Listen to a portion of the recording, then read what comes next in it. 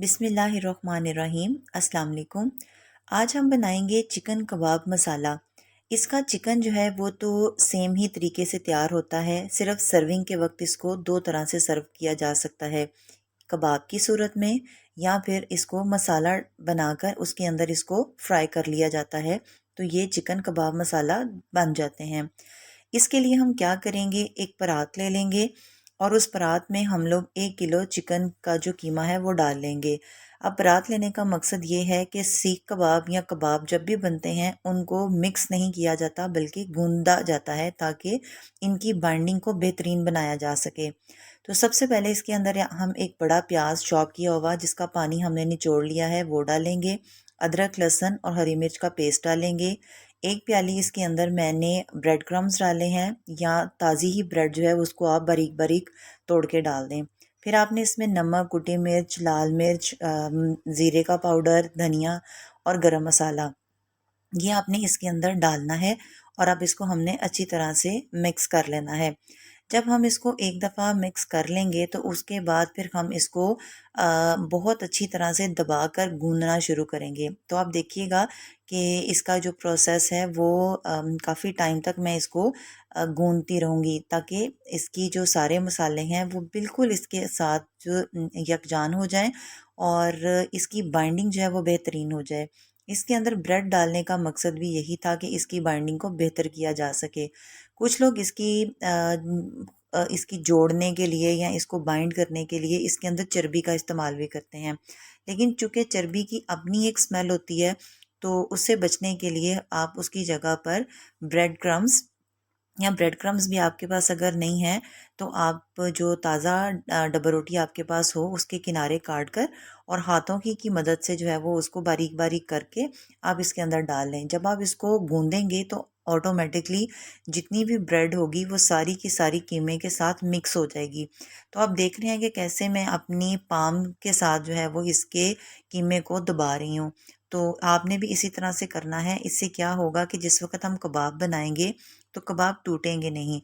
अब इसी तरह अगर आप इन्हीं मटेरियल को सीख के ऊपर भी लगा लेते हैं तो बारबेक्यू के वक्त भी वो बिल्कुल भी नहीं टूटेंगे। ये सारा मसाला मैंने तैयार करके एक बाउल में डाल दिया है। अब हम इसको तकरीबन 1 घंटे के लिए फ्रिज में रख देंगे, ताकि ये थोड़ा और जो है वो बेहतर कंडीशन में आ जाए। फ्रिज में रखने का और ठंडा करने का मकसद क्या होता है कि सारे मसाले जो हमने इसमें मिक्स किए थे वो बहुत अच्छी तरह एक दूसरे के साथ जुड़ जाएं। 1 घंटे के बाद जब हमने इसको फ्रिज से बाहर निकाला तो आप देखें ये जो मैंने मटेरियल बनाया थोड़ा सख्त हो गया है।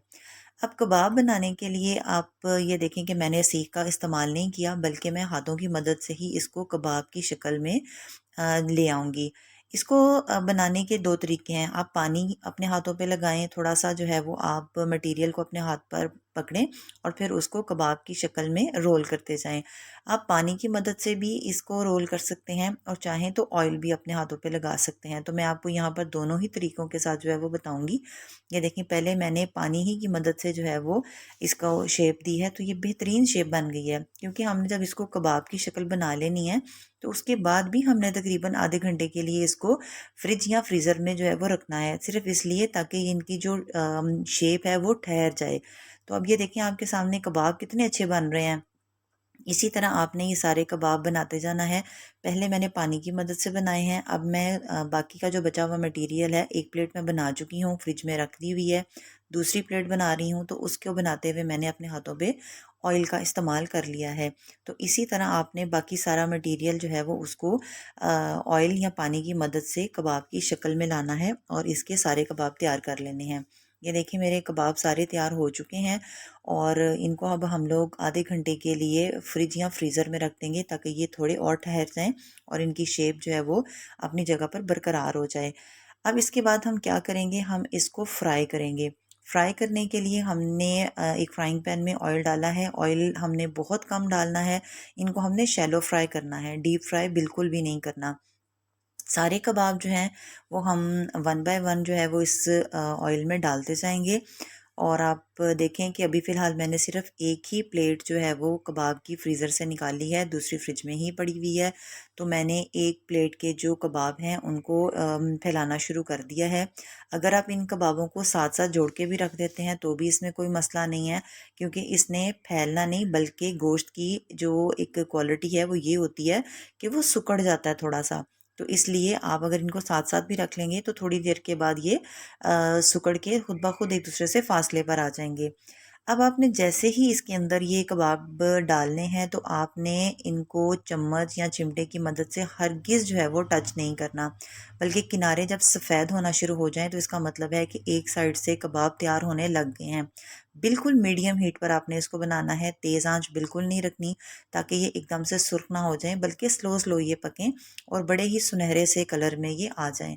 अब ये देखें कि पहले मैंने आपके सामने जो फ्राइंग पैन था उसको हिला के देखा है कि क्या सारे कबाब जो हैं उन्होंने अपनी जगह छोड़ दी हुई है। जब मुझे तसल्ली हो गई कि सारे कबाब जो हैं वो अपनी जगह उन्होंने छोड़ दी है, इसका मतलब है वो एक साइड से कुक हो गए हैं, उस वक्त फिर मैंने चिमटे की मदद से इनकी साइड्स को चेंज किया है। इसी तरह जो है वो सारे कबाब को चिमटे की मदद से जो है वो आहिस्ता आहिस्ता आप इसकी साइड को चेंज कर लें, और जैसे ही सारे कबाब बराबर जो है वो सुर्ख हो जाएं तो फिर आप उनको प्लेट में निकाल लें। अब ये देख लें सारे कबाब जो है वो सुनहरे हो गए हैं, ऑयल बिल्कुल उन्होंने छोड़ दिया है और बेहतरीन जो है वो तैयार हो गए हैं। अब इस वक्त हम इनको प्लेट में निकाल लेंगे और सेम इसी पैटर्न से हम दूसरी प्लेट को भी फ्राई कर लेंगे। और ये देखें सारे ही मेरे कबाब जो है वो तैयार हो गए हैं। अब आपने क्या करना है, उसी फ्राइंग पैन के अंदर आपने एक प्याज, दो मीडियम साइज़ के टमाटर और जो हमारी लहसुन अदरक और हरी मिर्च की पेस्ट बच गई थी जो हमने कीमे में डाली थी, तो उसका मैंने ये सारी चीज़ें मिलाकर एक पेस्ट सा तैयार कर लिया है। और इस पेस्ट को मैंने इसी फ्राइंग पैन में डाल दिया है, कोई एक्स्ट्रा ऑयल मैंने नहीं डाला। वही ऑयल जो कबाब फ्राई होने के बाद पैन में बच गया था, उसी ऑयल के अंदर मैंने ये सारी चीज़ें डाल दी हैं। नमक डाला, लाल मिर्च का पाउडर डाला, हल्दी डाली, मैंने थोड़ा सा इसके अंदर सूखे धनिए के पाउडर का इस्तेमाल किया और थोड़ा सा ज़ीरा पाउडर जो है वो मैंने इसके अंदर इस्तेमाल किया। और यहाँ पर मैं इसको थोड़ा सा भून लूँगी, यानी इतना भून लूँगी कि जो प्याज का पानी है, टमाटर का पानी है, ये सारा खुश्क हो जाए और जो ऑयल इसके अंदर रह गया था वो हल्के हल्के किनारों से बबल्स की सूरत में बाहर आना शुरू हो जाए। तो बिल्कुल आप इसको जो है वो स्लो हीट पर बनाएं, क्योंकि जो आपका ऑलरेडी हम लोगों ने कबाब फ्राई किए हुए हैं उसकी वजह से जो था हमारा पैन वो थोड़ा सा पहले ही सुर्ख सा हुआ हुआ था, तो कहीं ये लग ना जाए। अब आपने थोड़ा सा दही इसके अंदर शामिल करना है, सिर्फ दो तीन खाने के चम्मच ही आपने इसके अंदर डालने हैं।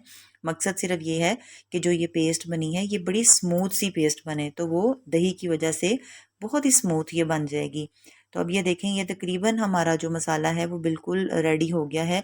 हमने इसको बिल्कुल 1 डेढ़ मिनट के लिए और इसको भूनना है, ताकि जो ऑयल है वो बहुत अच्छी तरह से बाहर आ जाए। वैसे तो काफ़ी हद तक ये ऑयल बाहर आ चुका है, लेकिन इसके अंदर अभी एक सुर्खी जो हमें चाहिए थी वो नहीं है। तो बस एक आधे मिनट के अंदर अंदर ही ये वो सुर्ख सुर्ख हमें नज़र आना शुरू हो जाएगा। अब इस पोजीशन पर जितने कबाब हम लोगों ने फ्राई किए थे वो सारे के सारे जो है वो हमने इस मसाले के अंदर डाल देने हैं। तो इनको अच्छी तरह से हम लोगों ने मिक्स कर देना है। तो बस हमारा चिकन कबाब मसाला जो है वो बिल्कुल तैयार हो गया। अब इसको हम थोड़ी देर के लिए जो है वो दम पर रख देंगे और हीट बिल्कुल दम वाली लो कर देंगे। और जैसे ही इसका दम आएगा हमारे ये चिकन कबाब मसाला जो है ये बिल्कुल तैयार हो गया है। तो आप भी इस रेसिपी को ज़रूर ट्राई कीजिएगा, मुझे उम्मीद है बहुत अच्छी आपकी रेसिपी बनेगी। और आप ये देखें इसको आप कितने आराम से दो तरीक़ों के साथ बना सकते हैं। जब मैंने इसको डिश आउट किया तो मेरे पास घर में क्रीम पड़ी हुई थी, वो मैंने थोड़ी सी लगा दी। ये बिल्कुल ऑप्शनल है, इसकी ना तो इसके अंदर कोई ज़रूरत है और ना ही जायके में इसका कोई ख़ास किरदार है। ये सिर्फ डेकोरेशन के लिए मैंने डाली है, अगर आपके पास हो तो ज़रूर डाल लें, अदरवाइज़ ये बिल्कुल ऑप्शनल है। यहाँ पर आप लोगों ने सीखा कि आप इस रेसिपी से दो तरह से इन कबाब को बना सकते हैं। कैसे? एक तो ये कि आप सिंपल जब इनको फ्राई कर लें तो आप उस तरह यूज़ कर लें, सीखों पे लगाएं तो बारबेक्यू कर लें, और तीसरा इसमें वेरिएशन अगर कुछ ऐड करना चाहते हैं तो मेरी तरह आप थोड़ा सा मसाला डालें और इनको तैयार कर लें।